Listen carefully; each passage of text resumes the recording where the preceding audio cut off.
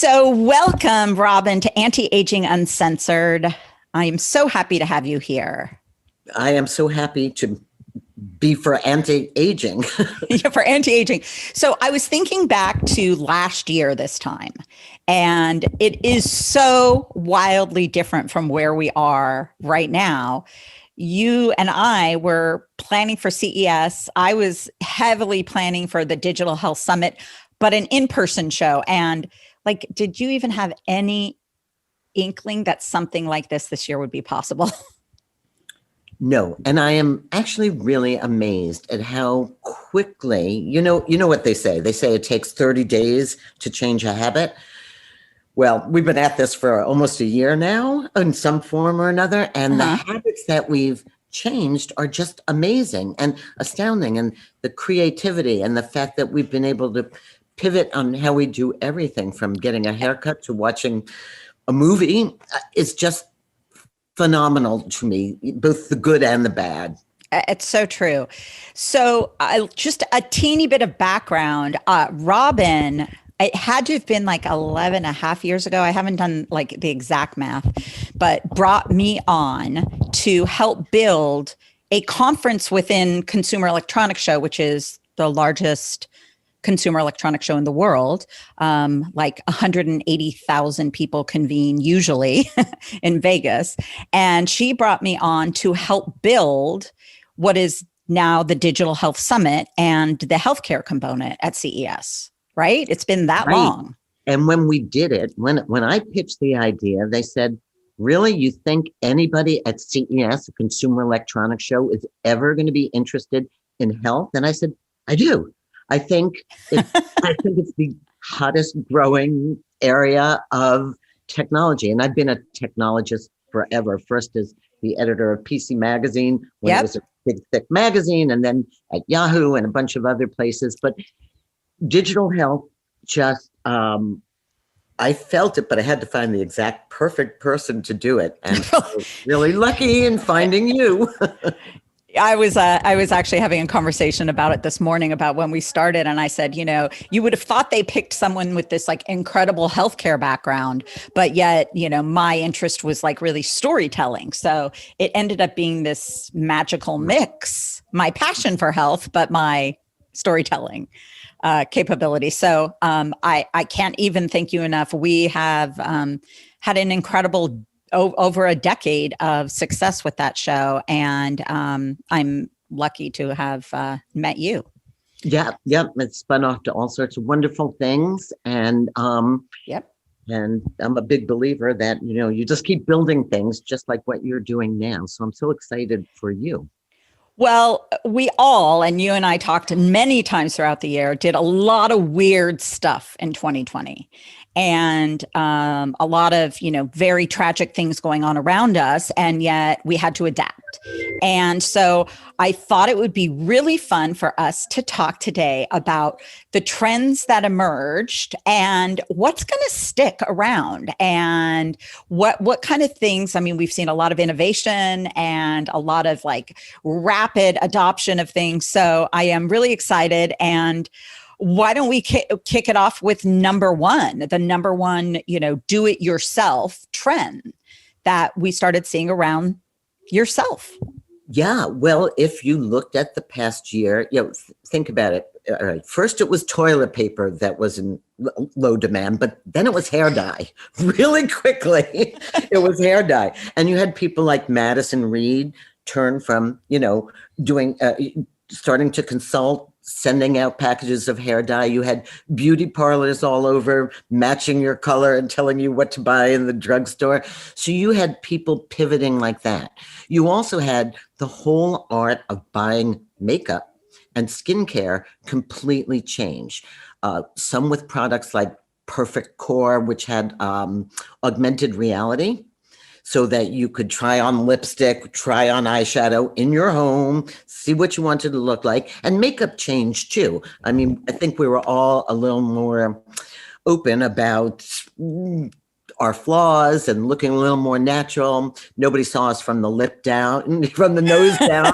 when we were out of the house. So our eyes became really important. So you saw augmented reality for makeup try-on. You also saw skincare become really important. People realized that they just had to take better care of themselves. It gave them a chance to focus. And in a pandemic, when you were trying to keep healthy, a manifestation of that was your skin. So you saw other tech products that would analyze your skin via a webcam and not only pick a good product for you, but let you track it over time so that you could see whether you have less bags under your eyes or a more dewy complexion. And so you were getting a very personalized beauty. And beauty was getting closer to healthcare because we realized that beauty was part of feeling good inward and out. So you saw like all of these amazing things. And then you saw the way you bought things change. Go on to Pinterest, go on to Snapchat. If you like it, you can buy it. And you're going to see more of that continue with video shopping, with social media shopping, with influencers, with personal consultants telling you how you should look, not just how everybody should look. And I think one of the nice things this year was inclusivity. Never in my life have I seen so many shades of foundation. And it was like a recognition that there are many of us in this multicultural, multi-ethnic world, and we all deserve to look good on a personal level. So I think it was kind of, I think it was really good. I think the beauty standards relaxed, but the inward beauty really got a chance to show, and it's going to continue. And so, I also found when it came to self-care that people couldn't go to the gym anymore. They couldn't do the classes that they wanted. It's like there was a pivot. Like, what are we going to do?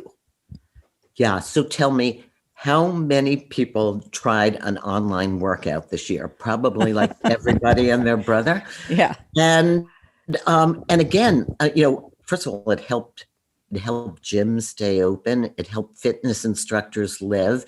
But you also, again, got a very personalized, you could try every yoga class out there online and then subscribe to the one that you liked. You saw Peloton sales take off like crazy because it was combined interactivity and personalization with gamification and leaderboards and things like that. You saw the mirror, which was your gym on a mirror, and you got to follow along and do things. But I think, the online classes have just taken off and made celebrities. And whether you go, Zoom has a marketplace where you can take a class for $5. Really?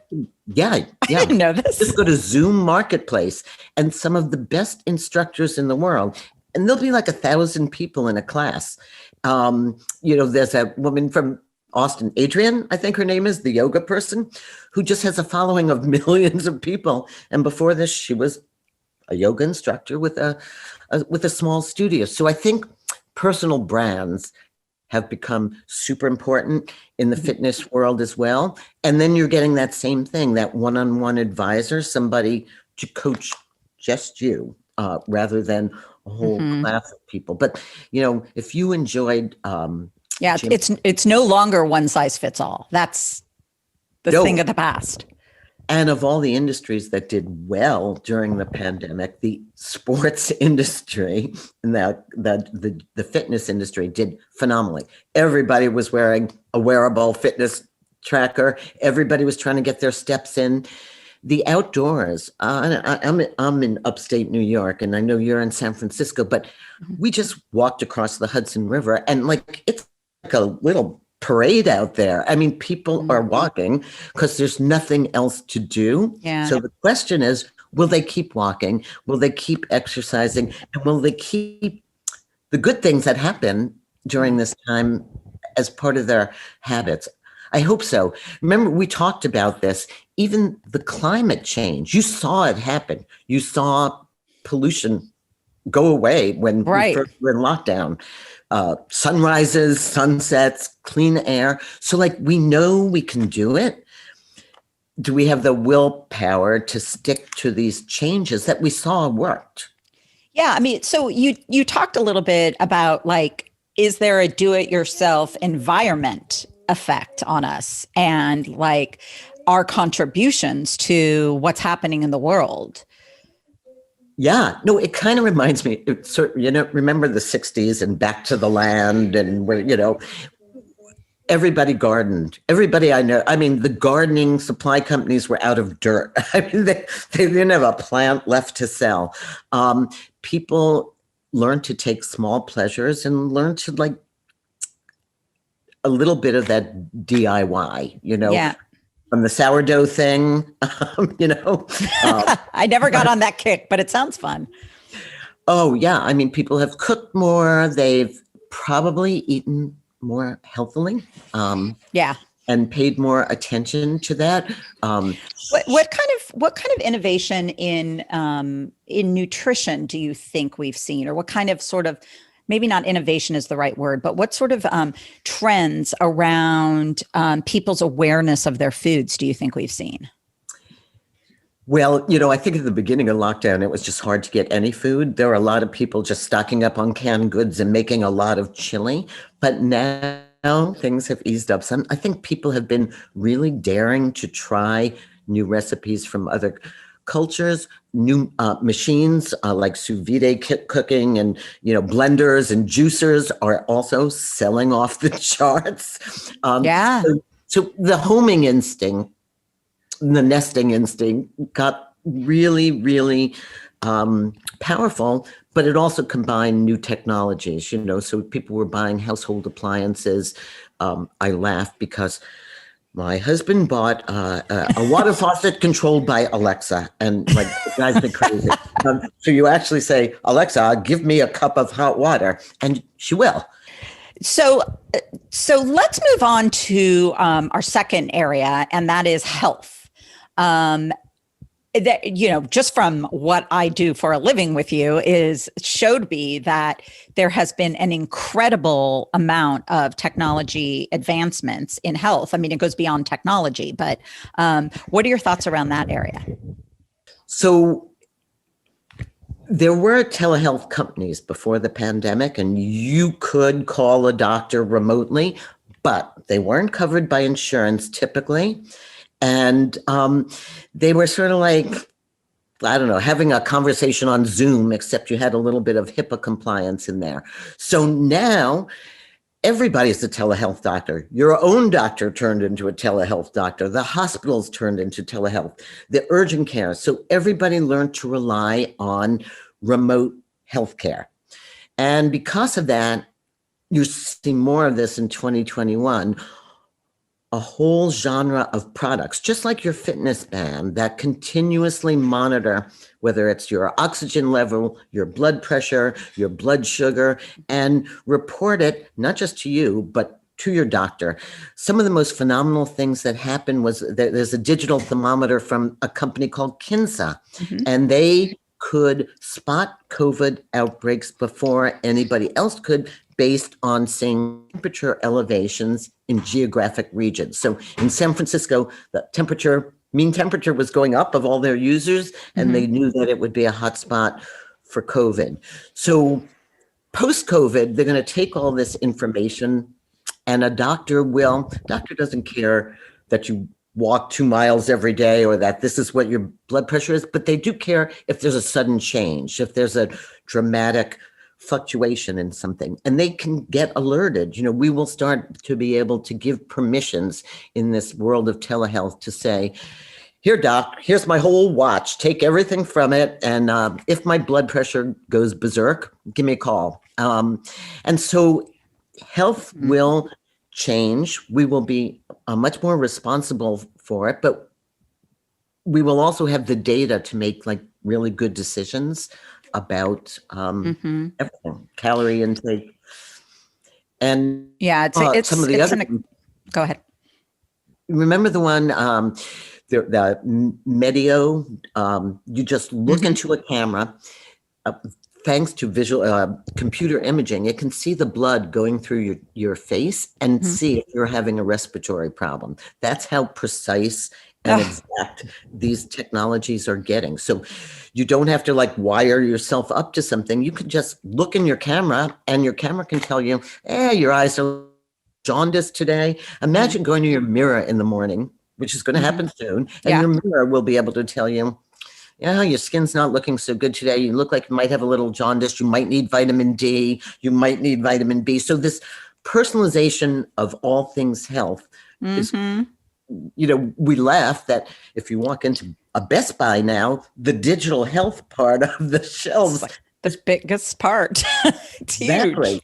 CVS, Walmart. I mean, they're all embracing this idea of self-monitoring, and partly because of partly because of the pandemic, but partly because of our health system. We have learned as consumers that we have to be our own best advocate and caretaker.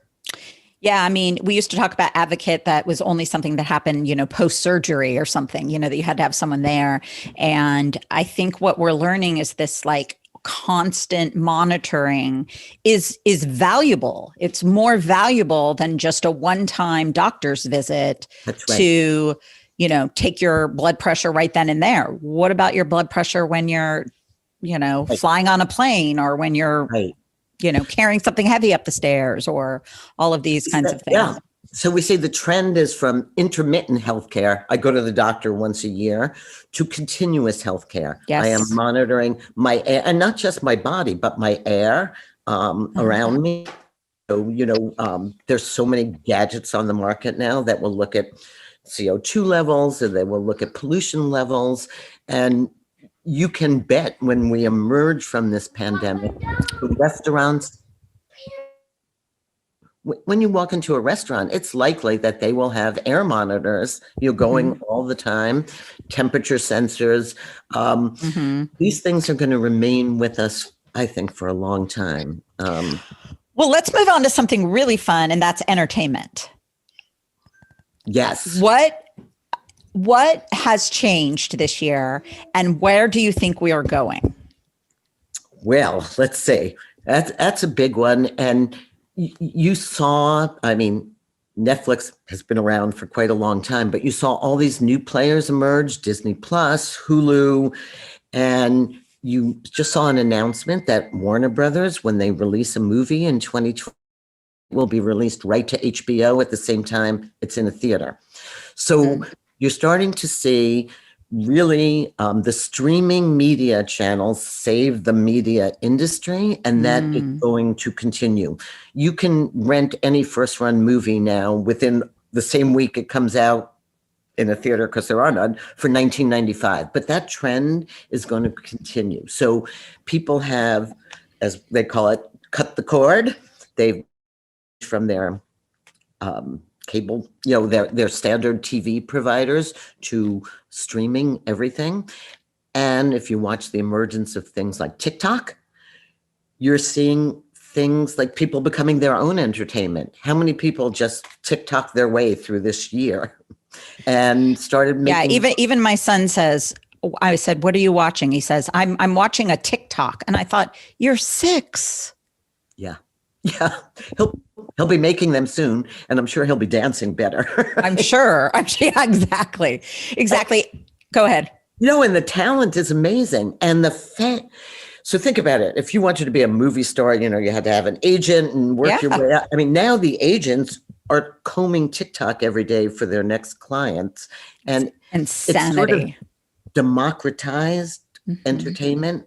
It's given opportunities to people who didn't, again, have access, or would even know where to begin to have access or get exposure. So I think it's actually really exciting. And I just wonder how much amazing talent we've passed over in the years that we missed out upon because they didn't have the access to be a creative force. Yeah, no, exactly. So, discovering talent, is like one part of it, but we certainly have had a dearth of entertainment, but we had moments, we also had these collective moments, like some of my favorites, like the Obamas throwing a prom. Oh yeah. Was special. like incredible. The New Jersey for New Jersey with Bon Jovi and Bruce Springsteen. The Met Gala, like all of a sudden, if you couldn't have ever gone to the opera, couldn't have afforded it, it's now in your living room. And that is going to change our appreciation of the arts as well. Yes, good point. It's, I hope everybody continues to support artists as they can, because it's been really tough for them, but it's also giving us a chance to see how the sauce gets made. Everybody's watched Stephen Colbert from home, and they've watched all of these things get made. And I think it's like you taking it further. You're seeing what I call the nation of the internet. You're seeing, Discord and Patreon and all of these Substack places where journalists or artists or painters can sort of do their thing and get paid for it and recognized for it. And I hope it's enough. It's part of that whole gig worker thing that we're going through, like massive social change that's going to take a while to iron out, but it's happening really fast. I mean, it was just like one way. The other one that cracks me up, when going back to beauty. So, a lot of people are now going on to like The Sims, or they're making up their avatars, like L'Oreal, MAC, all of the cosmetic lines will let you make up your avatars. So I didn't know this. How crazy is that, right? It's so fun. Right. So much fun. And, companies have sprung up. I looked at one called Duo Lab and one called Rami that are personalized skincare just for you. They will get on the phone with you, look at your skin, give you your prescriptives. So it's it's amazing. And I mean, ultimately, it's like whatever their manufacturing systems, their production lines must be incredible. The pros hair care that I'm using is customized for me, and the detail of question, I know it's not generic. It's very, very detailed. Right. There's like very nuanced sort of science that's going on there. So incredible. What's the weirdest thing you've done this year in terms of, you can buy micro needling. I think you can buy your own fillers if you want. I think you can basically where I don't know. I mean, I told you about that one, that Peter Roth thing that like when I put it on my face. Oh my God, it just turns up. Yeah, the demands, a lot of experimentation. The demands for looking good on Zoom have changed dramatically. So so let's move on to something that we all, I almost want to say we suffered through it as moms, as parents, as caregivers, but there's been some good stuff around it. So virtual learning. Yeah. So it's probably, of all of the things, I'd give it the worst grades. We were really unprepared. I think I'd give it like a C-. Yeah. We're really unprepared. We asked teachers to step up like nobody's brother and become entertain. They had a hard enough job already. Now they were technologists. They're dealing with 5 and 6-year-olds, trying to keep their engagement on a screen. We had no way of measuring. Still in a Zoom, you can't really give out a test. Now there are virtual learning, some new companies that are taking the idea behind Zoom and giving it what a classroom needs. Class attendance management, grades, portfolios. So while it's been a trial and error, but I have to say, from everything I read, these kids will be set back 6 months to a year. No question. Learning, and we are going to have to recover that time. Now, maybe they've learned some new skills. They've certainly learned resilience. They've certainly, learned so much about dealing with adversity through all of this. And it's also shown the light on the worst part of our society, which is the digital divide, which is some Huge. People sat in Walmart parking lots to go to school so that they could have Wi-Fi. The disparities were alarming, and I think the cities didn't know how to handle it.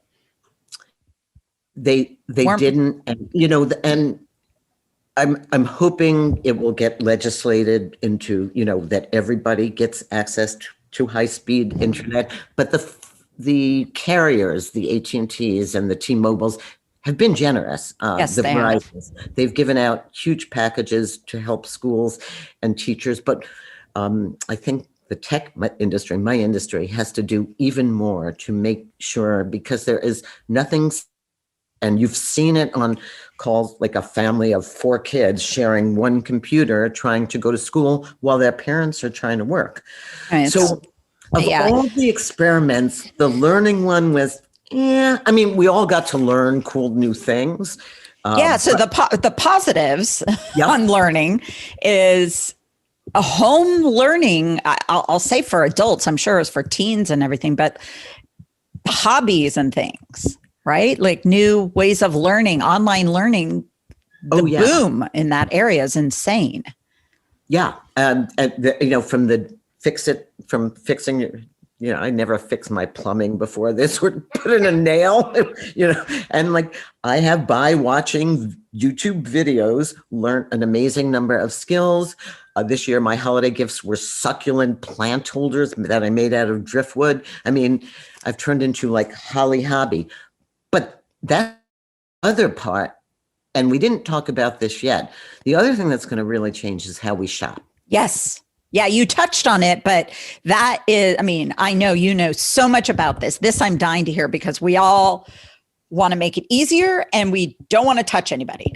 Yeah. So online has been great, and we all learned how to shop online. But I think as we yearn for stores and people and touching things, you're going to see contactless shopping in all sorts of forms. So I don't know if you've ever been to the Amazon Go store, but that was sort of the first experiment. You would walk through the store and it just knew by overhead cameras what you were buying. You turned on your app when you went in the store and it knew you picked up a milk and you picked up a sandwich, you picked up a chocolate bar, and then you'd immediately check out just on your phone, never touched a thing.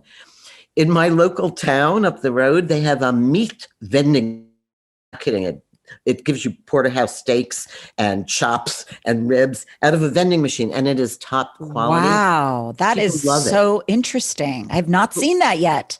People love it because it's contact free. So if it can come out of a vending machine this year, you've seen the ones that make salads, the robot salad machines, robot pizza makers, Flippy, the robot that made the burgers this year. So people are starting to feel comfortable with the idea that robots, they're a little scary, but they can give you a cleaner, contact-free environment. Mm-hmm. And people are starting to feel more comfortable. I mean, my mother is 90 and she did not know Venmo, and now right. Like everybody has learned to pay with Zelle or with Venmo. They've learned to use electronic transactions. Even stimulus checks first came out, I said, why are they mailing checks? Why, I think you're going to see, and I've felt this way for a long time, money's kind of dirty. It gets handed around and passed around and God knows what around. And your phone, at least it's yours, and tap and go and swipe and pay and all these new ways of paying with your watch or paying with special, the new credit cards that contactless, you just hold them near the checkout. They're going to be really big this year. So you're going to be able to ease yourself back into shopping by touching less, scanning barcodes, contactless in-person shopping, right? Yeah. That's like the in-person. Do you think there has been shifts, like trends that have evolved this year for like from home? Is it just an increase in online shopping, or have there been any other sort of interesting areas? Increase in online shopping is insane. I mean, we have boxes alone. I can't even see my doorman in the morning. The guy is like buried under like thousands of stacked boxes. But I think what you're going to see are the weirdest things that you don't even expect. Take parking lots. Nobody is parking downtown. They're not working downtown. You try and use your imagination. What can a parking lot be used for? Some people are turning them into kitchens. Some people are turning them into Amazon delivery stations. What can office space be used for? Maybe remote learning with smaller pods. What can all sorts of physical, you're seeing restaurants that were forced to close down turn into, you know what they call them, ghost kitchens or cloud kitchens. Nobody sits there, but they deliver. They make food and they deliver it. And it's a booming, it's one of the only areas of the restaurant business that's growing during the pandemic. So and there's not a lot of need for branding. They're just having this sort of delivery of quality food delivered. Don't need to worry about major overhead. Yeah. But if you have a brand, like if you're a basketball star, if you're a top chef, the now have cloud kitchens in their names, top fashion. Oh, wow. Style.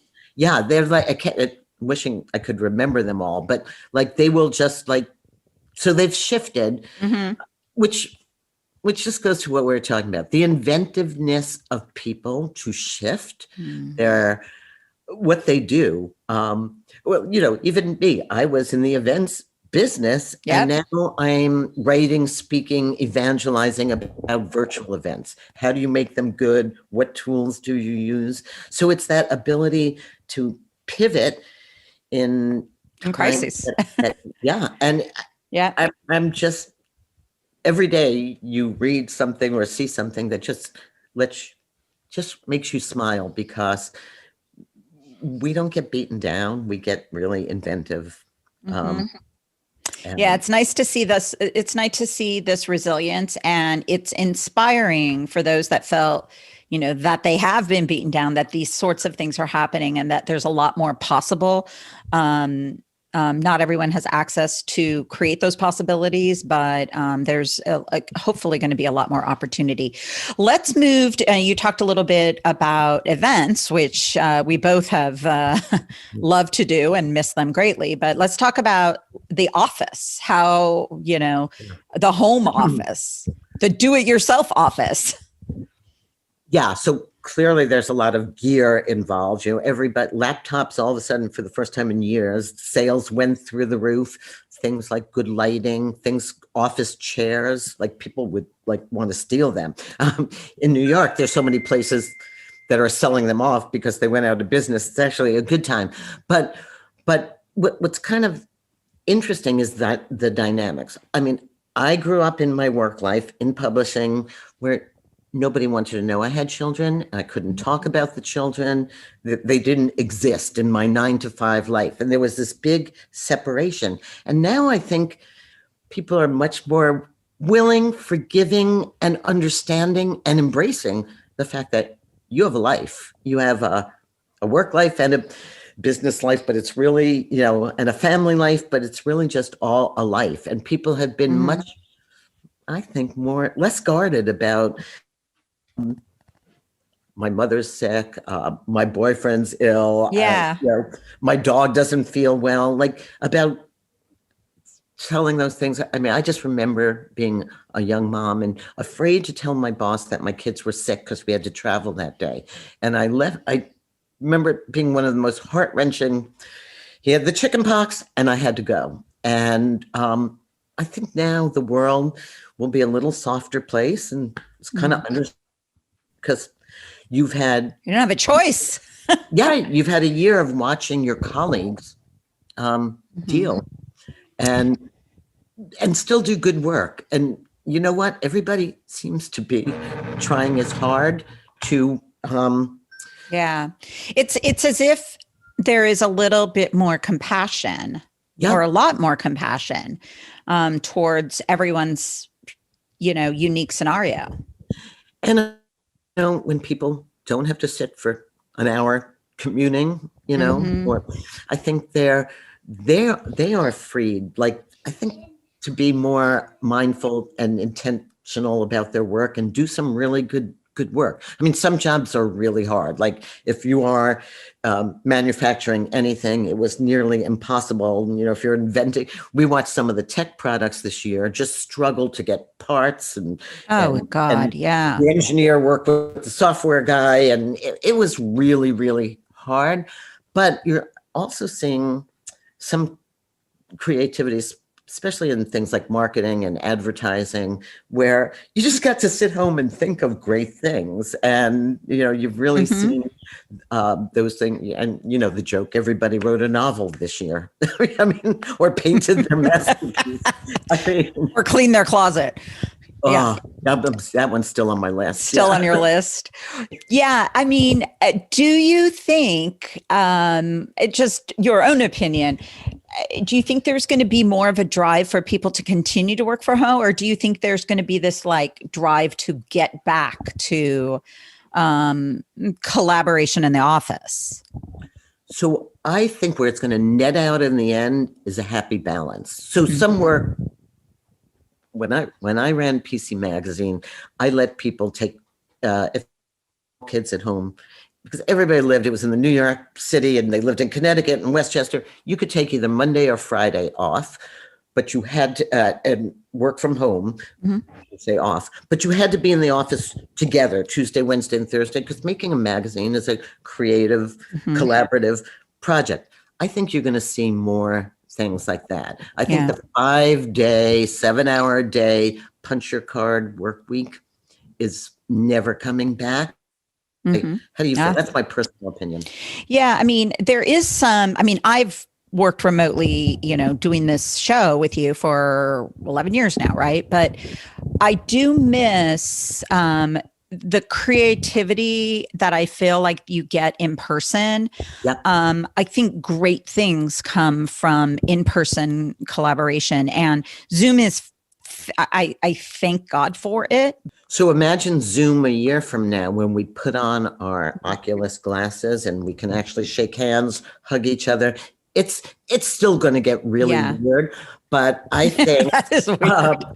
But I think you know, they swear that by next year you'll be able to smell the coffee in your meeting in the morning and touch each other all in virtual reality. So we're just in the beginning of what we call video conferencing, but will ultimately be virtual reality conferencing. But I think that people will just miss being together. They're going to be a little more selective. So my rule of thumb, tell me what you think. If you went to 20 events a year, you will go to 5 in the future. You will just be more selective about where you go. Make sure it's really important to your career. And I think your bosses will be more likely to look at the process and say, what can they do remotely and what can't they do remotely, and reevaluate everything. And it's all tied into this digital transformation that every business was going through, but now they found out it can happen really quickly. Take a bank. I mean, that's somewhere where everybody went in every day. When was the last time you were in a bank branch? I never go into a bank branch, and yet they seem to take over locations like they're Starbucks. I don't understand the need for locations everywhere. I don't know if it's a tax write-off. Yeah, and I have it's something weird, or like cocaine sales in the back. But I have always. It amazes me how much real estate is owned by banks. I don't understand. Like, if anything can be remote, can't that be? Yeah, and so to those workers. So what are they doing at home? So they're financial planners or they're wealth investors or, so I think every industry, and I don't care what industry it is looking at its processes that were before the pandemic and then the digital transformation of them after the pandemic, and really looking at the process, like you said, about the personalization of makeup and skincare. How do you retool your factory so that I'm making Jill's skincare, not L'Oreal? Right. Exactly. I think that's one of the most exciting areas for me to see, we all wanted to shift. We all, we missed our manis, we missed our pedis, we missed our facials, we missed our, and we've had to cope. We missed our hair colorist forever and had to learn how to do things. And so I've seen it like this combination of everything. Like, it's not just buying the hair color, it's using YouTube to learn how to apply the hair color and then show off the hair color on social. And it's this like combination of industry that is sort of fueling the growth. Oh yeah, and showing off your food. I mean, and and the food, yes, have taken so much pride this year, other than in our outfit. I mean, and people I really feel bad for the fashion industry. They have been hit horribly, horribly, and there's doing different kinds of fashion, but the New Year's dress industry just alone. I know. Gone. When was the last time you put a sparkle on? Well, you have put earrings on. I don't think that's about it. Yeah, I bought a pair of earrings.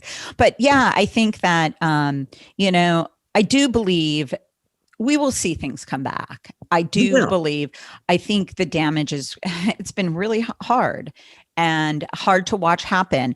And I just hope that these trends, we're going to find new businesses within these new trends, and that it'll just take some time for others to sort of jump on the new trends. But well, the same thing with fashion. Fashion has to become sustainable, and they're going to. I have a friend who is now developing T-shirts and materials from dandelion flowers, from shrimp shells, from recycled materials. So you're going to see this supply chain. You're going to see a trend to more comfortable clothing right now. Do you remember Revlon used to talk about the lipstick thing? Even in bad times, lipstick would do well because it was an immediate pleasure, and they call it the lipstick factor, that you could judge the economy. If the economy was down, lipstick sales would go up. So wow, I had no idea. Now we don't care about lipstick because it just gets on your mask and makes it disgusting. Right. But what is our trend? So sweatpants went up, like yoga pants for sure. Yeah. So will next year's fashion have like no buttons and zippers ever again? Will we go back to that? Pajama sales went up, warm socks, so it's so what will be the look at the mask industry. Look at how creative those people have been. My new mask has LEDs running across. I can change the message on it. I mean, God. Okay, we must share a picture with everyone on that one. You may have to share a picture with us so we can post it on the page. That's hilarious. I can grab it. Do you want me to grab it? It's so cool. No, we'll do a selfie. It will let you take a picture and we'll post it on the website afterwards. That is awesome. So I think this is a conversation even worth continuing later in the year, because I think we use the word innovation around technology so often, but I think one of the exciting things for, women, concerned about aging and concerned about their health is that things are evolving, and knowledge, I believe, is knowledge is power. We've always said that, but like knowledge about these new types of tools and the way we're evolving can make us healthier individuals.